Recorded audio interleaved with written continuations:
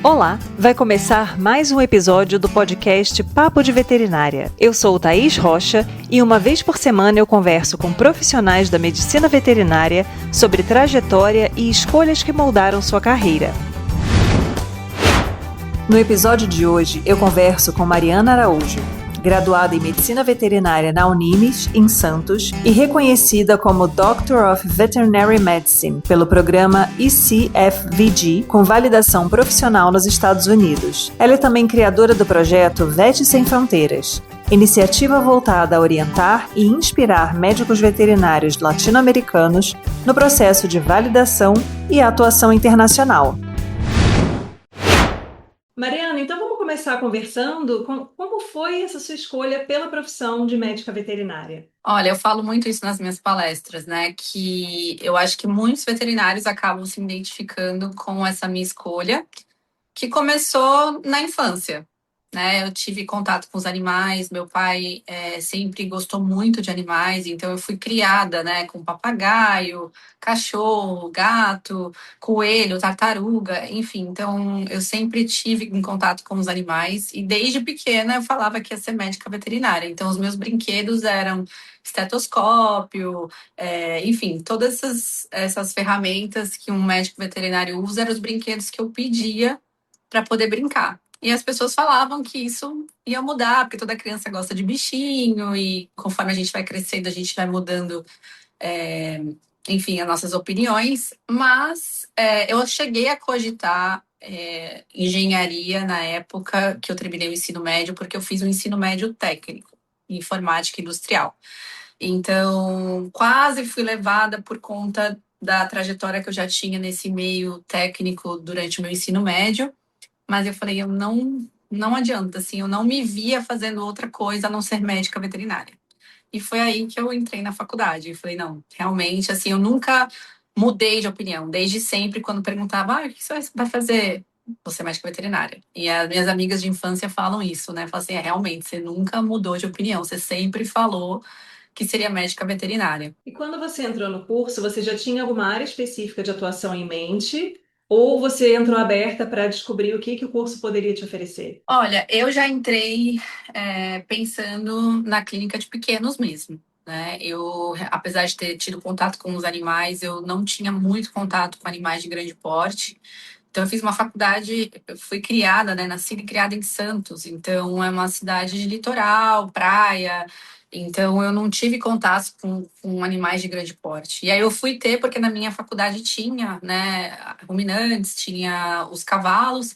E eu tinha muito medo. Meu medo era tanto que eu tinha medo de passar entre as baias, assim, eles presos, eu tinha medo de passar nas baias. E aí, com o tempo, trabalhando dentro do próprio hospital e estudando, eu fui perdendo esse medo, tendo contato e criando vínculos. E gostei muito dessa vivência com eles. Me apaixonei principalmente pelos equinos, né, pelos cavalos.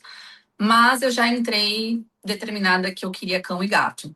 Então, isso era uma coisa que eu tinha desde o começo. E aí, entre as experiências que você teve a oportunidade de vivenciar na faculdade, o que você acha que foi mais importante em termos de formação e que você recomendaria para os alunos irem atrás desse tipo de vivência também? Olha, eu tive uma graduação muito difícil, porque eu era uma aluna que tinha dupla jornada.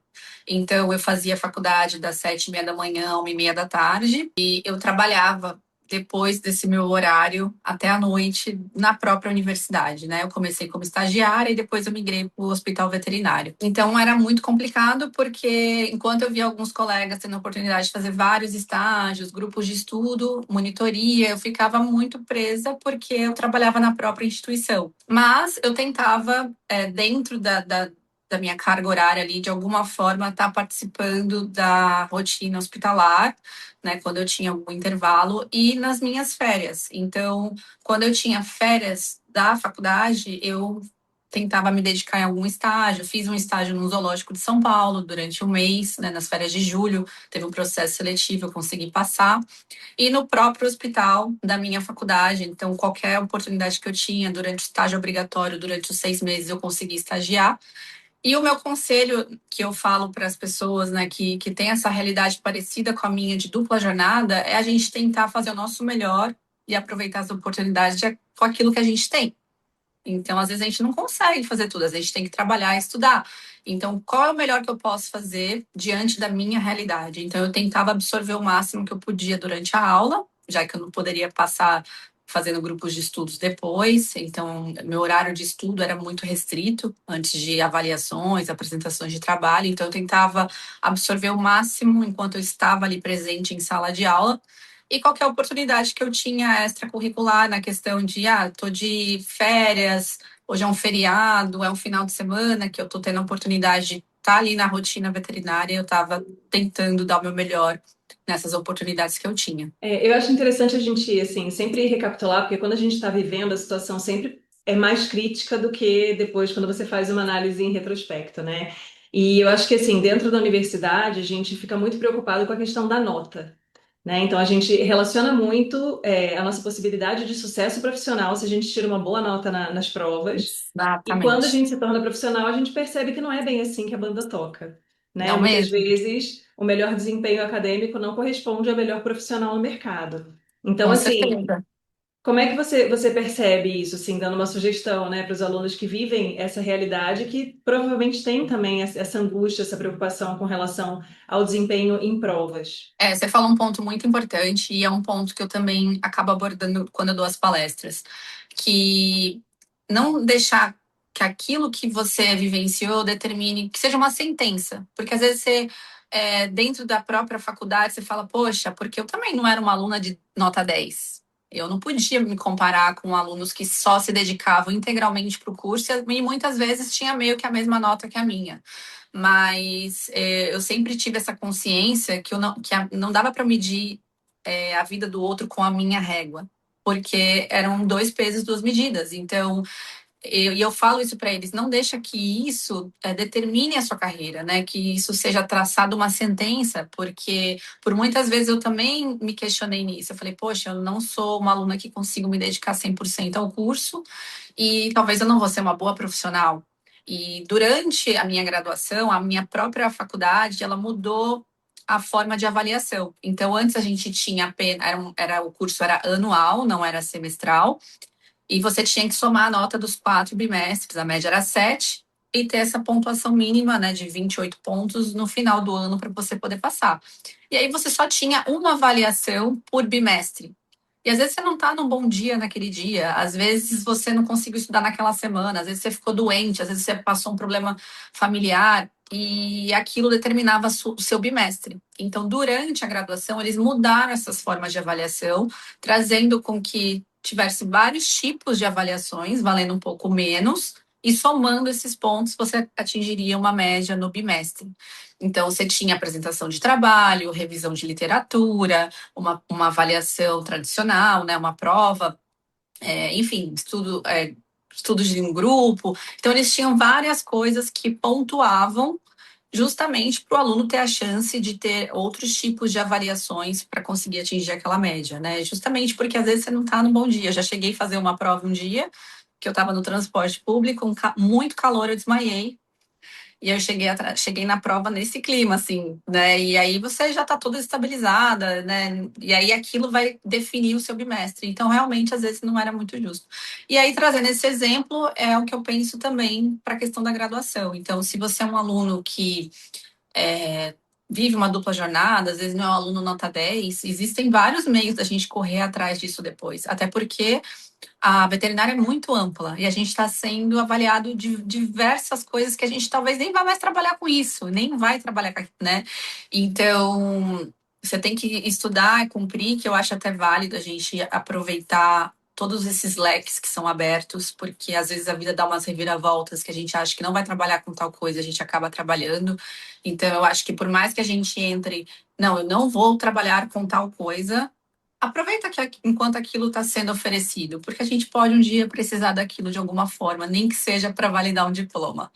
Então, mas não é, eu acho que as pessoas não podem levar esse peso durante a graduação de absorver isso, assim, eu não sou uma aluna nota 10, eu então não vou ser eu vou ser uma profissional mediana. Eu acho que existem várias formas da gente recuperar, vamos dizer assim, né, esse tempo perdido e coisas que não deram para ser aproveitadas da melhor forma que a gente gostaria. Em que momento surgiu essa oportunidade de uma atuação internacional? Durante a minha graduação, eu voltei, né? Cheguei a voltar na Unimes para dar palestras sobre essa certificação internacional. E falei para eles: olha, é muito importante vocês estarem ouvindo essa possibilidade, porque quando eu estava como graduanda, ninguém falava disso. Assim, a gente sabia que era possível uma validação, que poderia acontecer, mas pouquíssimo falado. Então, nunca eu escutei ninguém falando isso enquanto eu era graduanda. Então, eu nunca tive esse sonho americano, até porque com as coisas como foram acontecendo, toda essa minha dedicação, eu estava muito bem estabilizada dentro do hospital veterinário, já tinha um cargo bom, já tinha um bom salário, já tinha bastante networking.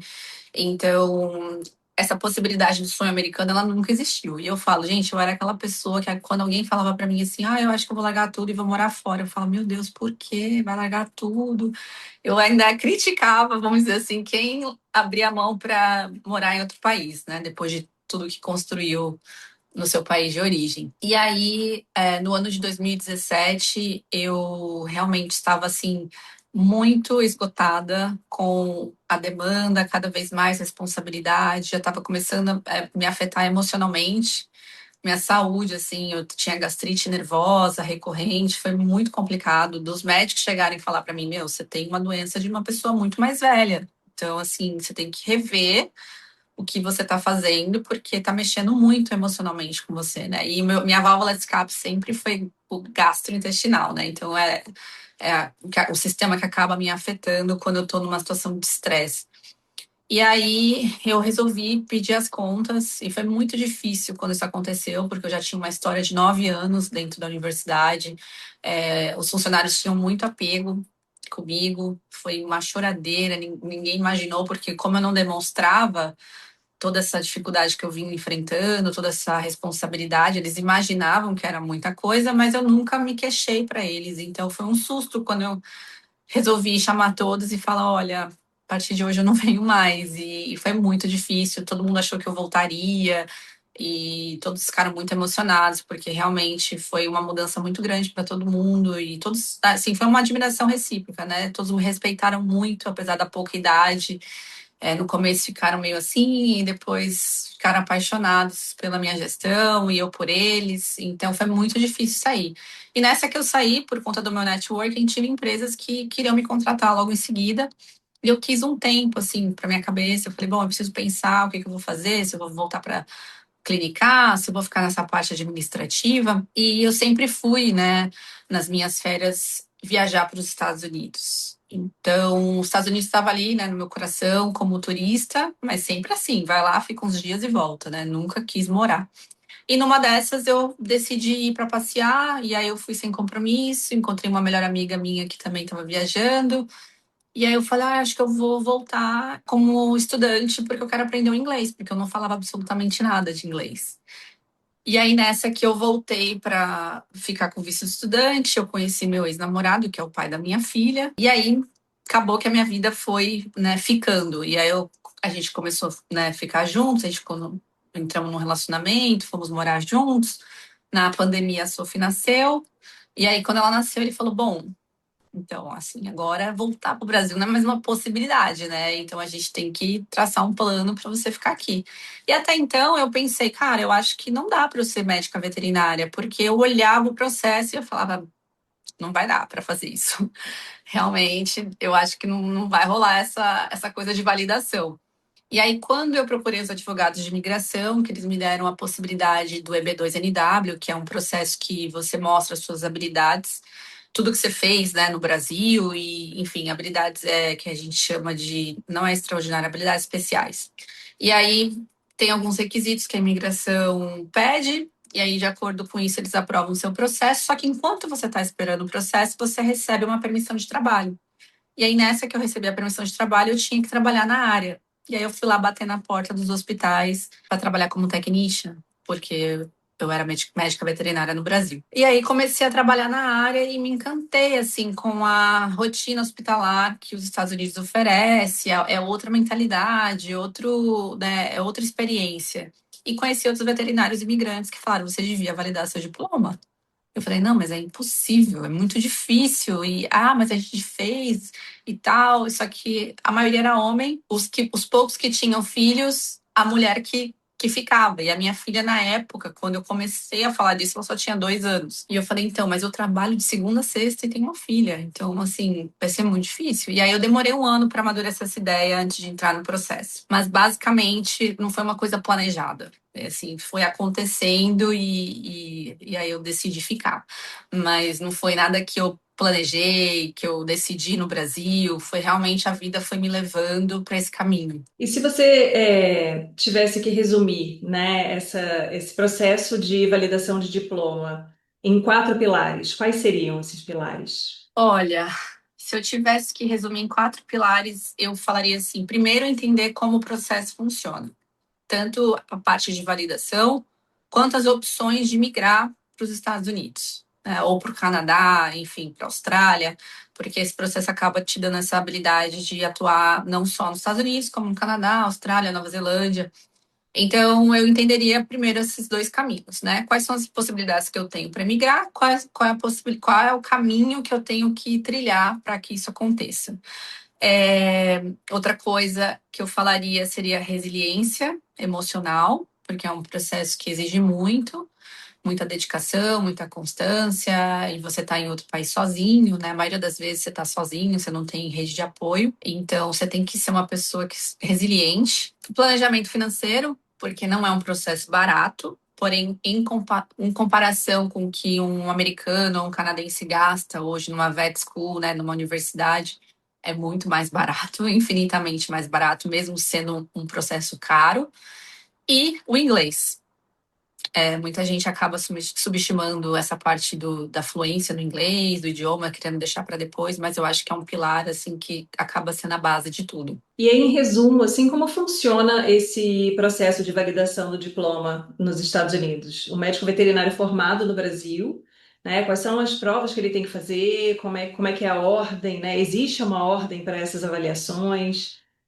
Tem que saber, tem que lembrar do conteúdo de disciplinas diferentes, ou é só da área que você quer atuar? Como é que funciona isso? Bom, falando das etapas, o programa que eu fiz foi o ICFD. Ele tem 4 etapas. Então, a gente tem um programa pelo Canadá, a gente tem um outro programa pelos Estados Unidos. O Canadá tem uma etapa a mais, mas essas duas nos Estados Unidos, geralmente eles têm 4 etapas. Então, a primeira etapa é ver se sua faculdade está inscrita no programa. Se não tiver, você precisa pôr essa faculdade junto com o MEC e a sua universidade de acordo com o programa de validação no sistema. A minha já estava, então isso me poupou uma etapa a mais. Então, se inscrever e parte de documentação. Então, você tem que ter ali o diploma, histórico escolar, traduzido de forma juramentada. Feito isso, o segundo passo é a prova de inglês, a proeficiência no inglês. Então, a gente tem 3 tipos de provas de inglês que são aceitas no programa, e você precisa ter uma pontuação mínima na prova que você escolher ali, eles já dão essa pontuação mínima como exigência. E sem a prova de inglês, você não avança para a parte de medicina veterinária. Alguns cursos, como a odontologia, por exemplo, os dentistas conseguem fazer a prova do board antes da prova de proeficiência, para eles não importam a ordem. Na medicina veterinária, no processo de validação, obrigatoriamente você precisa ser proeficiente no inglês para avançar as demais etapas. E aí, feito isso, fazendo a prova de inglês, você tem a primeira prova teórica, que é de múltipla escolha, e que vai cair. Eu sempre falo que os Big Four, que a gente chama, né, são as 4 espécies mais importantes, que é canino, felino, equino e bovino. 80% das provas vão ser essas 4 espécies. Os outros 20% seria exóticos, aquático, frango, enfim, lhama, alpaca, seriam outras espécies com menos porco, com menos peso. Mas 80% seriam esses 4. E aí, essa prova teórica é uma prova mais enxuta, né? Não é tão maçante as questões, são questões mais diretas, é uma prova menor, de até 4 horas. E aí, feito isso, você tem a prova prática, que são 3 dias, onde você tem que fazer cirurgia, anestesia, clínica de pequenos, clínica de equino, de animal de produção, radiologia e necropsia. E aí, independente do processo que você escolha, tanto o ICFG, o PAV ou o NEB do Canadá, quando você conclui ele ou enquanto você está fazendo ele, você precisa fazer a prova do board, que seria o NAVLE. Então, o NAVLE, eu comparo ele muito com a OB do direito. Se você não passa na OB, você não consegue atuar como advogado no Brasil. E a mesma coisa é o NAVLE. Se você não passa nessa prova, você não consegue atuar como médico veterinário, você não consegue ser licenciado pelo estado ou pela província. E tanto os americanos, canadenses, todos obrigatoriamente precisam fazer essa prova. E essa prova ela pode ser feita ou antes da prática ou depois da prática. Uma vez que você fez a primeira prova teórica, você está apto para escolher qualquer uma das duas. O que importa as pessoas saberem é que, independente do processo que for escolhido para validar o diploma, essa etapa sempre tem que ser feita também. E aí o NAVLE é uma prova extensa, são 7 horas e meia. Também, de novo, todas as espécies, sendo que a maioria são aquelas 4. E são casos clínicos, você tem 1 minuto por questão. Então, é uma prova muito maçante. Para mim, eu acho que é a mais difícil. E aí, feito isso, você consegue depois fazer a prova do estado ou da província, né? E aí o estado varia muito. Tem estado que quer que você monte só documentação, tem estado que nem eu, no caso da Flórida, precisei fazer a prova das leis da Flórida, mas submeter as documentações. Tem estado que não precisa, tem estado que precisa, então vai de acordo com o estado que o veterinário vai trabalhar e ver as exigências específicas do estado, ou se for do Canadá, da província. Mas aí você, sendo certificada por um determinado estado ou província, você tem essa mobilidade de trabalhar em outro, ou você teria que fazer o processo complementar para poder atuar fora daquela província onde você validou? Bom, hoje, se eu quisesse ir, por exemplo, para o Canadá ou para outro estado nos Estados Unidos, eu teria que ver o que aquele estado de fato exige. Ah, é só documentação e fazer uma provinha das leis, porque a gente sabe que os Estados Unidos, os estados às vezes parecem estar em outro país. Então, muita lei é em comum, né, do que o médico veterinário tem que cumprir, mas eles existem algumas particularidades, então talvez isso seja uma exigência dependendo do estado. Então, precisaria ver o que o estado de fato requer. E aí você cumpre, ou com uma prova, ou só com documentação, e aí você já consegue. Mas assim, perto de todo o resto, isso é muito simples de ser resolvido, né? Outro dia me enviaram uma pergunta no vídeo de um colega também que validou no Canadá, no caso, e aí eu lembrei dessa pergunta porque a pergunta foi exatamente sobre a questão do curso de inglês. Se existe um curso de inglês específico para fazer essa validação. Você faz um curso preparatório específico ou, né, como é que funcionaria isso? Bom, muita gente tem essa dúvida se nessa parte de proficiência o inglês técnico é exigido. Então, assim, não, o inglês técnico não é exigido. Na parte de proficiência são temas genéricos, então eles querem ver sua habilidade de fazer uma redação, uma interpretação de texto, uma comunicação ali oral e o seu listening, né? Como você escuta, se você tem um bom listening. Então, você tem que se preparar especificamente para esse tipo de prova, mas é uma prova genérica. Então, tem vários cursos que preparam para um TOEFL, para um IELTS, para um CAEL, até o próprio site da prova, eles oferecem alguns simulados, tem vários canais no YouTube. Então, isso especificamente, você precisa entender como a prova de inglês funciona, né? Então, assim, por exemplo, o IELTS tem que ser o acadêmico. Então, geralmente, essas provas de inglês de proficiência, às vezes eles têm dois caminhos. Um que é geral, que é para quem quer imigrar e às vezes precisa de uma prova de proficiência, e o outro que é o acadêmico. Então, o acadêmico acaba exigindo um pouco mais, mas não existe uma coisa específica, né? São temas genéricos. Às vezes você vai falar ali de tudo menos de veterinária. Então, são assuntos bem aleatórios, só para realmente testar a proficiência no inglês. E aí, considerando que assim, né, eu acho que hoje em dia ainda é muito comum que as pessoas tenham essa visão de que tudo fora do Brasil é muito melhor, né? Então, eu vou ganhar em dólar, o poder de compra é maior, a vida vai ser melhor, vai ser mais tranquila, enfim, uma série de questões aí. Então, eu queria que você comentasse o que que você identificou, talvez, ou se isso não aconteceu também, tudo bem, que seriam mitos comuns sobre o trabalho com veterinário, especificamente nos Estados Unidos. Eu sempre falo que bons profissionais e má profissionais existem em qualquer profissão, em qualquer lugar do mundo, né? Uma coisa que eu acho que é um mito, que muita gente acaba me abordando, eu acho importante falar isso, que pelo menos comigo e com as pessoas que eu conheço não aconteceu. Não sei se é por conta do lugar que eu estou, na cidade, enfim, mas o preconceito com o imigrante. Então, acho que é muito importante falar isso, que tem muitas pessoas que têm esse receio. Ah, mas eu vou para outro país e vão me aceitar, eu vou ser bem recebido.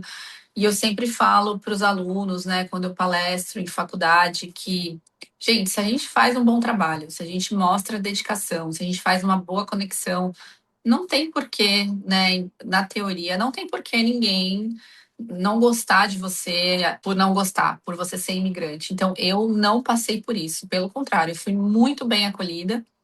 É, tive assim, nossa, eles foram minha rede de apoio, assim, vários veterinários que eu tive o prazer de trabalhar em diferentes hospitais na época que eu estava validando. Nossa, me estenderam a mão, paravam o que estava fazendo, me davam oportunidades, inclusive veterinárias americanas que não precisaram passar por isso, mas tinham essa empatia de entender o que eu estava passando e me davam oportunidades. Então, eu acho que isso é um mito que vale a pena ser falado, que pelo menos comigo e com as pessoas que eu conheço, não aconteceu. Assim, a gente não teve, eu não sofri esse preconceito. Então, assim, graças a Deus, isso foi uma coisa que não foi um problema mais. Outra coisa que é importante falar é que, assim, realmente, existem muitos profissionais bons no Brasil.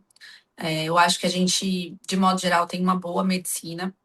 Só que, se você for pôr na balança, assim, de modo geral, o médico veterinário sai muito mais bem preparado aqui, o veterinário que é formado aqui ou no Canadá do que no Brasil. Isso é realmente, você vê que é chocante a discrepância do preparo, porque é um veterinário que vai entrar mais velho, porque eles têm que fazer 4 anos de college, então eu acho que esse negócio da pessoa entrar um pouco mais velha já pesa um pouco, se entrar para faculdade mais maduro. São pouquíssimas faculdades, então eles têm esse estresse de conseguir entrar numa faculdade, e aí a partir do momento que eles entram, eles têm que se mudar da casa dos pais. Então, porque a faculdade, como são poucas, não vai ser perto de casa. Então, geralmente, ele, enquanto está estudando, já está morando ali sozinho. E são 4 anos integral e de forma, assim, bem puxada mesmo. Então, obviamente que não dá para controlar como esse veterinário vai ser depois que sai da faculdade. Mas, falando, assim, numa balança, eu vejo que eles saem mais preparados, que, assim, para o mercado do que um veterinário saindo da faculdade hoje no Brasil, tá? E aí, mais um que eu acho que é um mito, que às vezes a pessoa acha assim, realmente, você vai ser muito mais valorizado, não só financeiramente, como na questão do tratamento mesmo. O veterinário é como reconhecido como um doctor, né? Então, você tem esse título, né, de respeito, assim, de doutor, e as pessoas tendem a respeitar mais a profissão, de modo geral, eu percebo isso. Mas tem problemas que vão acontecer. Então, às vezes a pessoa acha que a grama aqui nos Estados Unidos é mais verde porque você ganha mais. Só que você também vai ter os mesmos problemas que tem em qualquer lugar do mundo. A gente continua com animais que não falam, a gente continua com tutores que não seguem o que a gente pede, sendo que, assim, na maioria a gente tem um perfil de tutor, pelo menos onde eu trabalho, assim, melhor, mais assim, mais consciente na questão de medicina preventiva, né? Não esperar chegar os casos tão avançados, então eles têm mais essa cultura de prevenção. Mas lidar com o luto, né? Então a gente continua fazendo eutanásia, continua perdendo paciente, continua às vezes lidando com colegas que a gente não vai concordar algumas condutas. Então, apesar de ter uma valorização maior, tem problemas que a gente não consegue fugir. Então, a veterinária continua sendo uma área que exige muito, né, emocionalmente do médico veterinário, por essas questões, né, de lidar com pacientes que não falam, luto, frustrações e essa coisa de que, você é veterinário, você tem que fazer de graça e a medicina aqui nos Estados Unidos custa muito caro, então muitas vezes acaba tendo que ser a opção da eutanásia para não deixar o paciente sofrendo. E não tem como, né? A gente trabalha para empresas, hospitais, a gente consegue dar um desconto, mas a pessoa tem que ter essa consciência que tudo tem que ser pago. E então, muitas vezes acaba tornando esse caminho, e isso tudo é muito desgastante pro profissional, né? Que a gente fica Uhum. nesse fogo cruzado. Então, acho que qualquer lugar do mundo, essas dificuldades que a gente lidar com a profissão vão ser assim, né? Não tem muito como fugir disso. E aí, considerando que essa validação ela tem várias etapas, né, e que tecnicamente é muito desafiador, você tem que ter um bom conhecimento de áreas muito diversas. E realmente não é muito perfil de formação que a gente tem aqui no Brasil, porque apesar do curso ser generalista, o aluno tem uma tendência já enveredando por alguma área mais específica. O que que você Sim. considera que é mais desafiador nesse processo de validação? A parte técnica ou a parte emocional? Olha, eu acho que assim, a parte técnica, eu vou ser bem sincera e eu falo isso para todos sem vergonha nenhuma. Eu, quando recomecei, né, na área da veterinária, eu já estava afastada, já estava um tempo formada. Eu fui aprender praticamente do zero, e em outro idioma. Então, a parte técnica a gente consegue recuperar. É muita demanda, são muitas coisas, sim. Mas o que eu vejo que acaba se tornando a maior dificuldade é a pessoa ter a constância e a resiliência de entrar nesse processo e ficar nele até o fim. Muitos colegas, eu tenho muitos amigos veterinários que trabalham como technician e não vão para frente no processo de validação. Porque não vão se comprometer. E realmente você tem que se comprometer porque vale dinheiro, vale tempo, tem que estudar, tem que criar o hábito, tem que ser constante. Então, assim, a parte técnica a gente consegue estudar, recuperar, reaprender, aprender. Eu tive que passar por isso. Mas eu acho que o mais difícil é você ser uma pessoa disciplinada e resiliente na questão de muitos momentos que eu tinha meus momentos de altos e baixos, né? E nos momentos baixos eu tinha que trazer para minha realidade que vai passar. É um processo, eu tô abdicando hoje de coisas, eu tô deixando de ter tempo com a minha filha em alguns momentos, eu tô me sacrificando, eu tô sem qualidade de vida porque trabalha, estuda, cuida de filho, trabalha, estuda, cuida de filho, mas vai passar. E quando isso passar, eu vou usufruir disso. Então, às vezes, falta a pessoa entender que ela vai precisar se sacrificar nesse período e depois isso vai melhorar a sua vida 100%. Então, eu vejo muitos colegas que entraram, aí faz uma prova, às vezes não passa, desanima, aí fica mais de um ano, aí quando vai retomar da preguiça, e aí não é constante, aí se perde mesmo. E eu acho que isso para várias coisas da nossa vida, né? Não só na questão da validação. Então eu vejo que eu acho que o maior inimigo, assim, não é nem a parte financeira, não é a parte técnica. É esse monstro de criar, de tipo assim, não vou criar essa constância, não vou ter esse hábito de estudo, não estou disposta a estudar tudo de novo.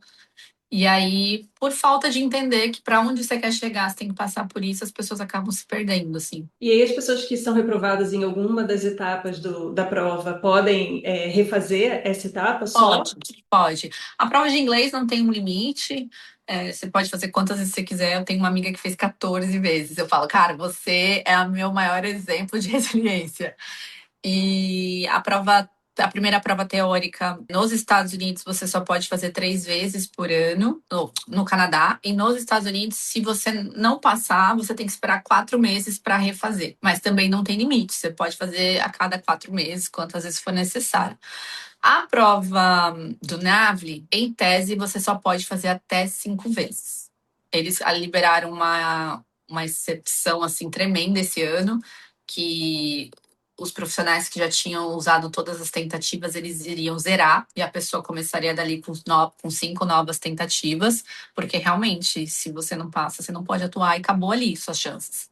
Você pode entrar com um recurso pedindo para o Estado liberar mais uma chance e tal, mas isso é meio burocrático e ninguém quer depender dessa posição de pode ou não pode. Mas eu acho que por conta da alta demanda de precisar de veterinários, eles acabaram zerando essas pessoas que não conseguiram para ter novas chances de validar. De validar não, né? De se licenciar, porque aí pode entrar também americanos e canadenses. Então, teoricamente, o NAVLE 5 vezes. A prova prática, ela é dividida em 7 estações. Se você reprovar até 3 estações, você pode refazer o que você reprovou mais 2 vezes. Ah, mas eu refiz mais 2 vezes e não passei. Aí sim você tem que refazer a prova prática inteira de novo. Conheço pessoas que já aconteceram isso, né? Mas o normal é a pessoa já, por exemplo, eu fiz as 7 estações, não passei em cirurgia e anestesia.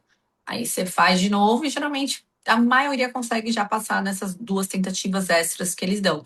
Mas se caso não aconteça, você precisa refazer as estações de novo. Mas também, até onde eu sei, não teria um limite dessa prova prática, né? O mais limite, assim, que eu sei que é por lei, é o NAVLE, que só pode 5 tentativas. E aí, dentro da sua experiência, quais são as habilidades que você considera mais importantes para um brasileiro que quer trabalhar no exterior? Fazer inglês desde sempre, quando puder.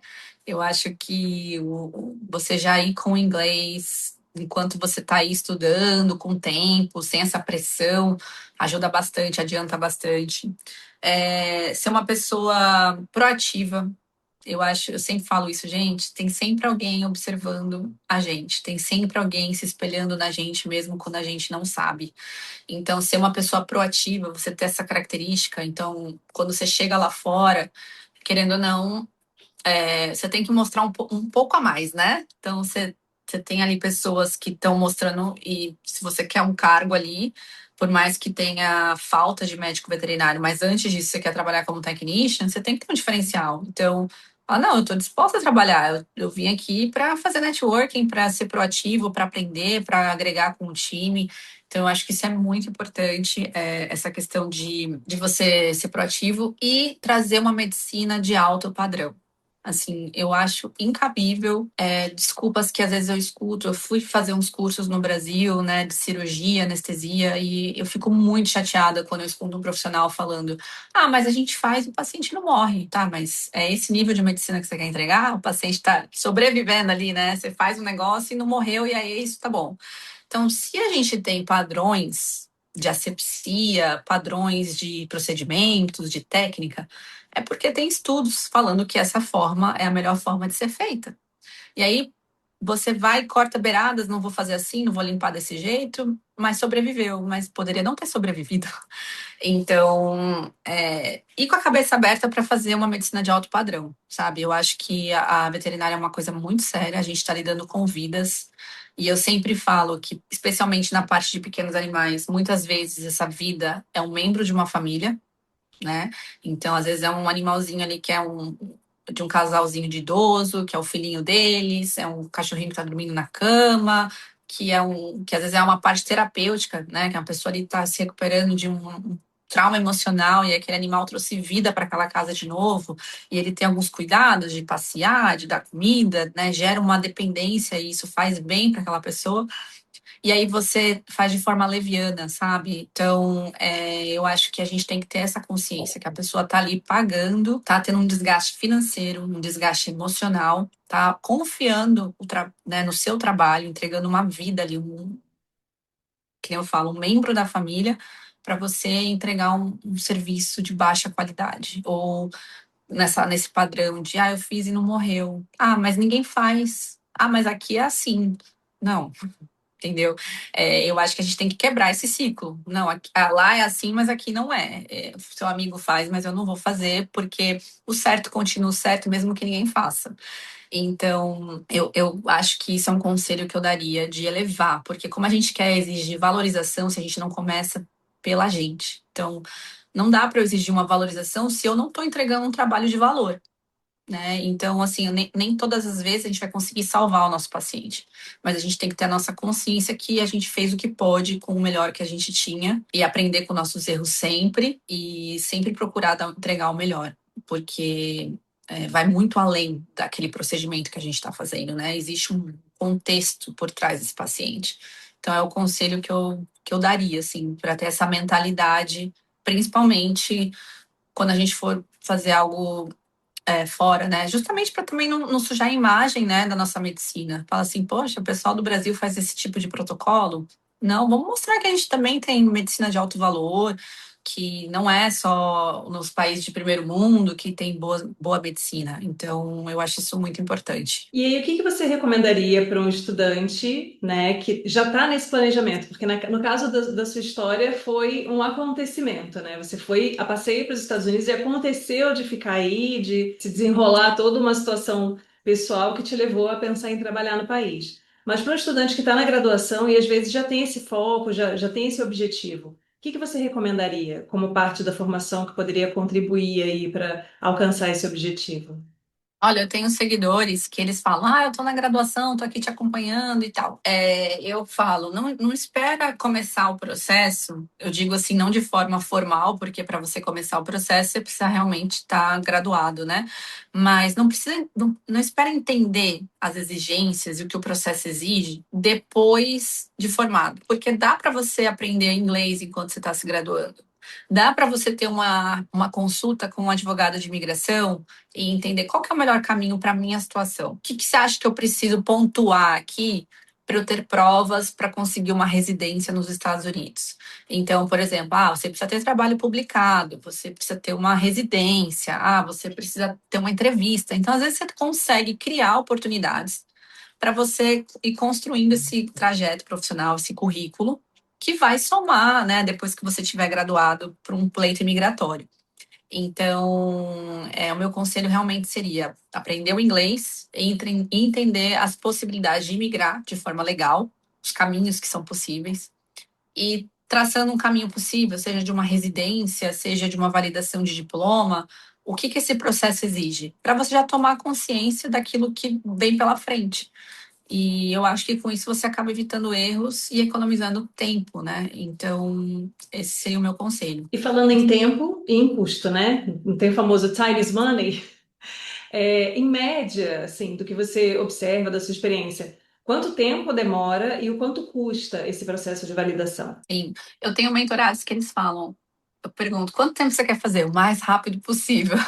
Então, todo mundo quer o mais rápido possível, né? Mas, assim, na minha experiência, eu particularmente fiz o processo inteiro em 1 ano e 8 meses. Foi um tempo muito bom. Mas eu tenho colegas que levaram 3, 5, 7. Então, isso vai realmente de acordo com a dedicação da pessoa. Quando eu entrei, né, assim, a partir do momento que eu entrei no processo, falei, é um caminho sem volta. Agora a gente vai até o fim e uma prova atrás da outra. E tem gente que faz uma prova, aí desanima, e aí as coisas vão, né? Os tempos vão aumentando entre uma prova e outra. E também o fato da reprovação, né? Então, às vezes, a gente não controla. Às vezes, já lá faz a prova, mas não passa. Então, tem que esperar 4 meses. Se for um NAVLE, que acontece em média ali 2, 3 vezes por ano, você também tem uma janela ali que você tem que respeitar. E a mesma coisa acontece para a prova prática, que hoje eles têm lista de espera. Na minha época não existia isso. Era tipo uma loteria. Entrou, pegou a vaga, pegou. Quem não pegou, vai esperar mais um ano. Mas hoje eles estão organizando isso de forma melhor, então tem uma lista de espera, e essa lista de espera está até com 1 ano e meio para poder conseguir fazer essa prova prática. Então, esses fatores, eles influenciam no tempo, né? Então, às vezes, você espera 1 ano e meio para fazer aquela prova e você não passa. E aí, você tem que esperar mais um tempo para fazer de novo. Mas eu diria que, assim, mínimo 2 anos, né? Que nem eu fiz menos tempo, mas geralmente o mínimo seria uma margem de 2 anos, um pouco mais com esse tempo de espera. E aí vai de acordo com o que a pessoa, né, se dedica, se faz uma prova atrás da outra, se não reprova, e se reprova já faz logo em seguida, na próxima janela.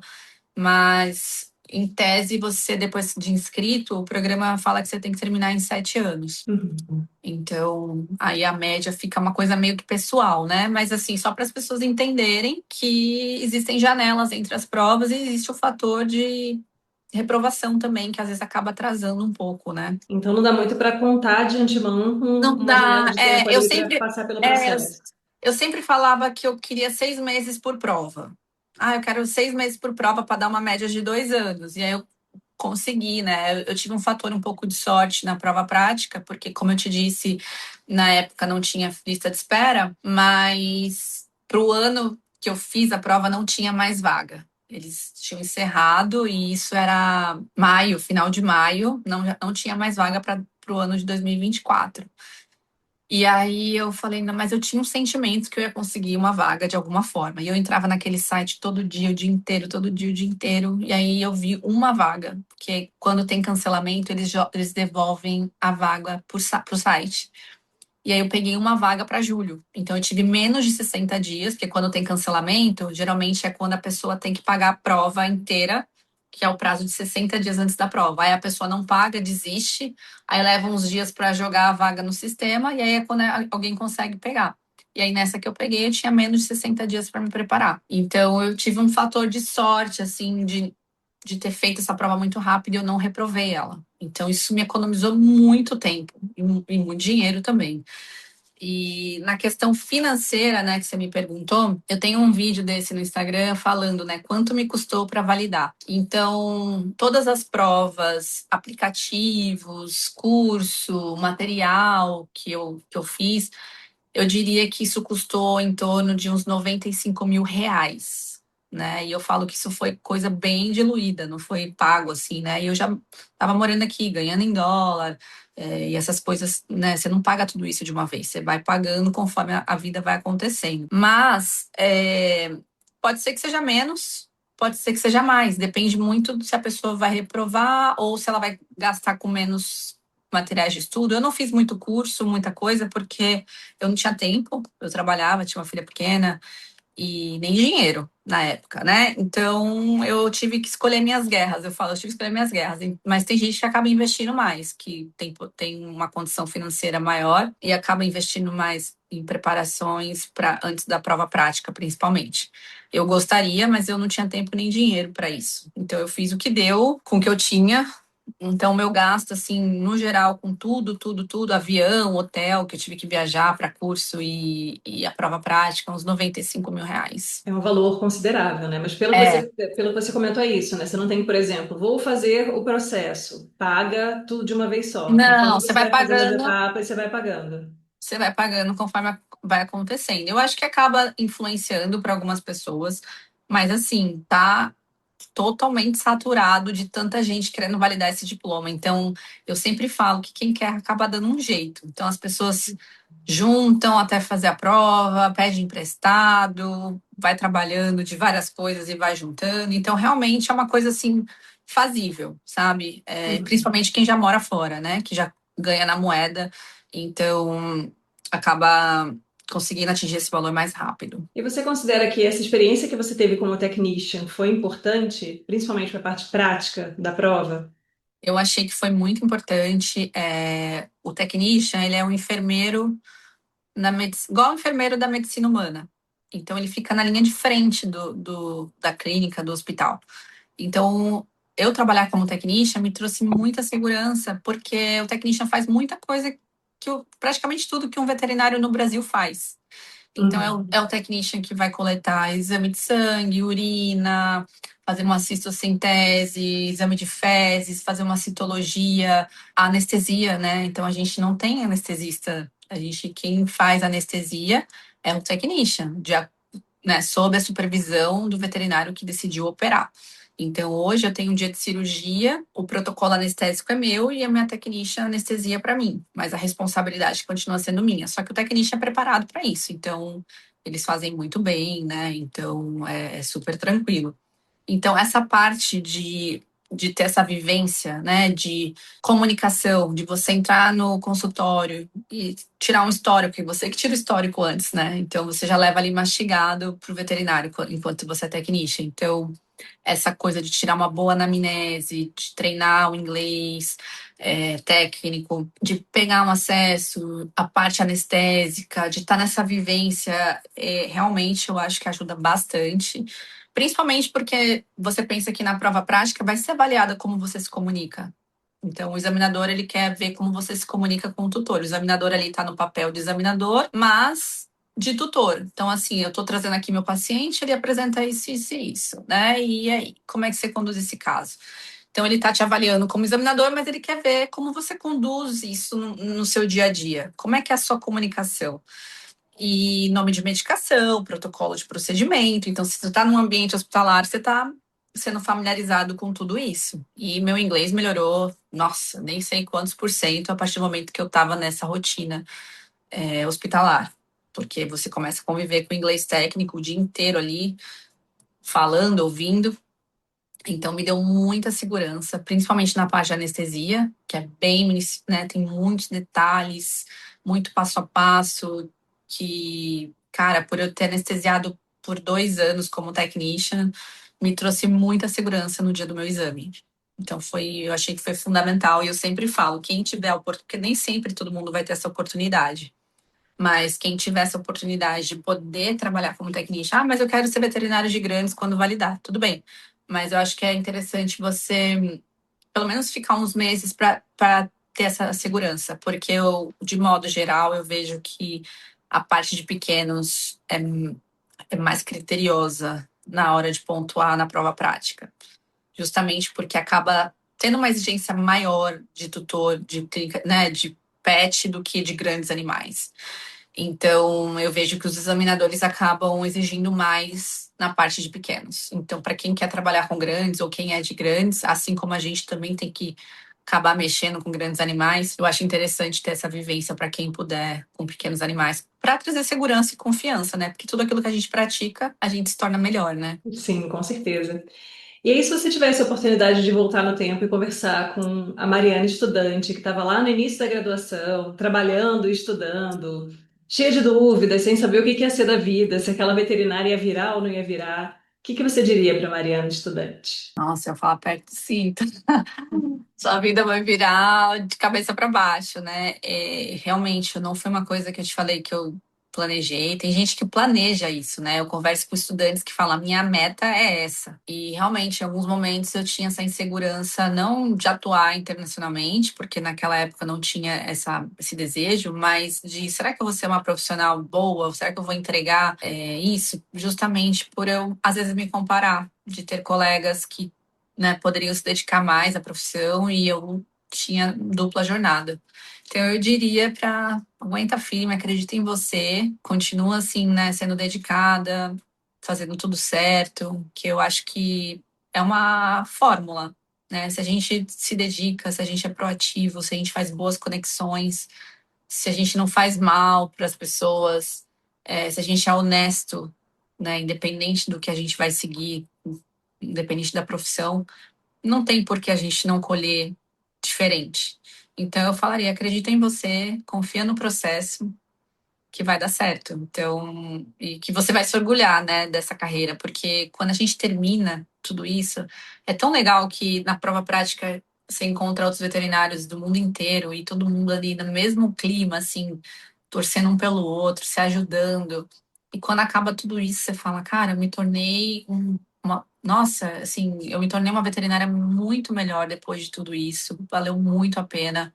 E uma pessoa melhor, sabe? Você, depois de passar por tudo isso, você olha e você fala assim, que, obviamente que o título, o retorno financeiro é importante, todo mundo, né, busca isso, mas você olhar e falar, cara, eu consegui passar por tudo isso, e em algum momento achei que eu não seria capaz, e você vê que você concluiu com excelência, te traz uma realização pessoal muito grande, né? Obviamente que a profissional também, que é o que a gente busca, mas essa realização pessoal, nossa, assim, para mim é impagável. Por mais que amanhã ou depois eu fosse fazer outra coisa da minha vida, tipo, eu vou abrir uma empresa, não vou mais clinicar, não preciso da licença para isso, mas é uma coisa que, cara, eu me orgulho demais de ter feito e mudou muito, assim, minha mentalidade e tudo. Então, sei lá, eu tenho muita gratidão por ter passado por tudo isso e eu passaria de novo se fosse preciso, porque vale muito a pena. E Mari, pensa em uma situação curiosa, desafiadora que você passou em termos de trabalho. Você tem uma situação assim, bem curiosa, bem diferente, ou bem complexa, assim, que você enfrentou, que você poderia Olha, compartilhar com a gente? eu não sei se é muito curiosa, mas as pessoas me perguntam isso, e foi eu ser uma pessoa que já falava inglês quando comecei a trabalhar, já tinha aprendido inglês, mas eu não tinha um inglês técnico. Então foi muito difícil, porque assim, quando a gente está no Brasil ou numa escola de inglês do Brasil tradicional, você sempre tem alguém ali que vai te explicar na tua língua, né? Por algum perrengue que você passe. E aí eu tava no hospital só com americanos, e aí eles falavam, me traz tal coisa. E eu ficava, meu Deus, que tal coisa é essa? Porque é uma palavra específica, né? Tipo muzzle, que é focinheira. Me pega muzzle. E eu ficava, muzzle. E eu ficava com vergonha, porque aí tinha outras pessoas, às vezes tinha um cliente, aí eu chegava para uma outra technician, eles pediram tal coisa. Aí a pessoa, tipo, tentava apontar, ou se fosse outra coisa, me fazia, explicava, ou botava na internet. E aí eu fui aprendendo muita coisa assim. Então é uma coisa curiosa, porque muita gente, depois que olha o resultado, elas acham que a pessoa não enfrentou dificuldades, né? Então eu tive dificuldade em tudo que vocês imaginam, principalmente nessa parte de lidar com inglês técnico, de estar ali, né, num ambiente que não é seu. Então tudo foi muito desafiador. Então atender um telefone e falar, meu Deus, agora eu tenho que atender o telefone, eu não posso falar nada errado, porque às vezes é uma medicação, alguma coisa, né, que é um cliente está ligando. Então eu ficava suando frio. E hoje eu tiro de letra, né? Hoje eu dou risada disso, mas na época, né? Por isso que eu falo, você vê, a gente tem essas pequenas conquistas que a gente nem percebe. Mas na época foi muito desafiador, assim, das pessoas todo mundo fala assim, ah, mas você não passou perrengue, assim, foi, gente, muito, muito. Às vezes o veterinário tava lá na cirurgia, pega o instrumento, não sei o quê. E aí eu falava, ai, meu Deus, ele pediu não sei o quê agora. E eu ficava lá com vergonha, não sabia se eu tinha medo deles acharem que eu não era boa profissional por eu não saber a língua, né? Mas olha que loucura, não tem nada a ver isso, né? E você não saber outra língua não te define como profissional. Mas eu tinha esse medo, então eu acho que isso foi uma das coisas que as pessoas não imaginam, mas que eu passei. E aí, Mari, para a gente fechar, eu vou fazer uma sessão rápida de perguntas aqui, de alguns tópicos, para você compartilhar com a gente, porque tem um aspecto que eu sempre reforço com os alunos, assim, né? Às vezes a gente fica muito focado na questão técnica, no aprendizado da medicina veterinária, e a gente deixa de lado muitas atividades, muitas coisas que dão alegria, que dão prazer para a gente. Então, você tem algum hobby? Olha, eu tenho alguns. Eu amo treinar Muay Thai, assim, é uma terapia pra mim. E eu gosto de cantar no karaokê. Então, quando eu podia, assim, às vezes eu juntava com os colegas de trabalho e a gente ia pro karaokê. Não era tão legal quanto no Brasil, porque a gente tinha que cantar em inglês, mas eu gosto. Eu não canto nada, gente, assim, péssima cantando, mas eu acho super divertido. Não rolavam evidências do karaokê nos Estados Não Unidos para rolava, cantar? não rolava evidências, era muito triste, mas assim, cantava com o que dava, né? Aham. E o livro técnico que seria assim a sua bíblia para o trabalho? Olha, eu gosto muito do que a gente chama em inglês Blackwell Five Minute Consult, tipo, que é um livro rápido ali para consultar. Tem um guia também de veterinário que eu usei bastante, que é um Jump Start, que é realmente para veterinários que estão ali, né, começando, que é uma consultoria bem resumida, bem boa. E para validação, um livro que me ajudou muito foi o Merck, que é um manual de medicina veterinária que a gente usa bastante aqui nos Estados Unidos. Então, esses três são os meus queridinhos de livro, né? E quem é um profissional que te inspira? Olha, eu tive praticamente um mentor, assim, que me inspirou bastante, né? Esse veterinário, ele é de Porto Rico e também passou pelo processo de validação, porque até então a turma dele foi a última antes de ser credenciado pelos Estados Unidos. Então ele teve que passar pelo processo de validação. E ele foi um veterinário que nunca desacreditou, assim, de mim, sabe? E mesmo quando às vezes eu falava, não vai rolar. Ele falava, vai rolar sim, vai dar. Então ele era uma pessoa que acreditou muito em mim, me incentivou demais. E ele sempre trazia, assim, para minha memória as coisas que eu já tinha feito e minhas qualidades, para relembrar quem eu era e que eu ia conseguir. E tudo me ensinava, assim, com uma boa vontade. Eu tive vários anjos. Eu falo que fiz até uma postagem quando eu validei meu diploma que eu nem queria citar os anjos na postagem para não ser injusta e de esquecer alguém. Mas eu tive realmente pessoas que me ajudaram bastante, ele em especial, né, o Dr. Miguel. Mas todos foram, assim, de certa forma, tiveram suas participações para que isso acontecesse, sabe? Tipo, eu tenho muita gratidão, porque ninguém chega lá sozinho. E a gente tem que lembrar sempre disso, né? E eu sei o que cada um ali teve, sabe? Um pouquinho de cada um fez com que desse, mas ele, em especial, parei na emergência de nervosismo, né? Por conta de prova. E eu falava, meu, por que eu fiz essa loucura de marcar essa prova prática com menos de 2 meses? Eu não tenho prática em um monte de coisa, eu não posso sair, não posso fazer curso, não posso ir. E ele falava, meu, você vai passar. E eu falava, eu não vou. Por que eu tô fazendo isso comigo? E não só ele, né? Outros veterinários também botaram muita fé, assim. Falavam, não, você vai passar, cara. Você é boa, você é dedicada, você se sacrifica, não tem como. Então, eu tenho muita gratidão por todos eles. E tem um filme que seja uma referência para você? Assim, eu não sou, faz tanto tempo, eu não sou uma pessoa que assisto muito filme, né? Porque eu não tenho muito tempo para assistir filme, apesar de gostar muito. Eu tenho alguns filmes que me marcaram, mas um que eu acho que eu tô para assistir agora, o dois, que eu acho, apesar de trazer uma história ali, mas ele é mais leve, mais contraído, é O Diabo Veste Prada. Eu gosto bastante Uhum. desse filme. É justamente porque mostra ali, né, um crescimento profissional de uma pessoa que ali não desistiu e mostrou que podia ser boa e foi e quebrou todas as, né, as regras, né, de pressão, enfim, aprendizado. Então, assim, é um filminho mais leve, mas que por trás ele dá uma história legal, assim. Então, eu gosto bastante desse filme. É um filme que, às vezes, assim, quando não tenho tempo, mas eu quero alguma coisa rolando, eu boto ele e eu tô doida pra ver o dois. É importante, né, a gente ter essa perspectiva de que a vida é composta por muito mais do que só a nossa atuação profissional. Porque no final das contas é isso, né? A gente se dedica tanto para conquistar uma coisa, só que o restante da sua esfera continua caminhando. Os relacionamentos, né, a Exatamente. maternidade. Então, assim, são muitas bolas no ar ao mesmo tempo que a gente tem que dar A gente tem conta. que ficar equilibrando os pratinhos, né? Então, Sim. não dá para ser extremo, né? E por muitas vezes eu vi que eu estava priorizando, né, durante esse período de quase de 2 anos, mais ou menos, que eu estava priorizando ali o profissional, eu tinha essa consciência que era uma fase, que isso não ia ser algo a longo prazo e para sempre. Que, pelo contrário, que se eu atingisse isso, eu teria mais tempo de qualidade, que eu teria mais dinheiro trabalhando menos e poderia oferecer um futuro melhor para mim e para minha família.